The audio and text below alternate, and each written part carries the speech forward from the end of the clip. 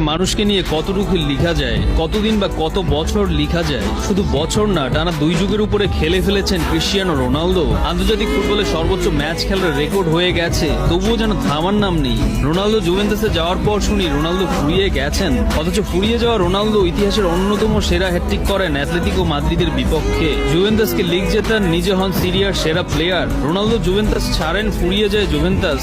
Ronaldo man ইউতে যাওয়ার পর শুনি রোনালদো ফুরিয়ে গেছেন, অথচ ফুরিয়ে যাওয়া রোনালদো সিজন শেষে জায়গা পান প্রিমিয়ার লিগের সেরা একাদশে। বুড়ো বয়সে করেন একাধিক হ্যাটট্রিক। রোনালদো চলে আসেন, এবার ফুরিয়ে যায় ম্যানচেস্টার ইউনাইটেড। গন্তব্য সৌদি হওয়ার পর নিন্দুকরা রোনালদো শেষ দেখে ফেলেন। এবার তো আর ইউরোপের বাইরে থেকে জাতীয় দলে চান্স পাবেন না। বয়স প্রায় 40 ছুঁই। রোনালদো এবার শেষ।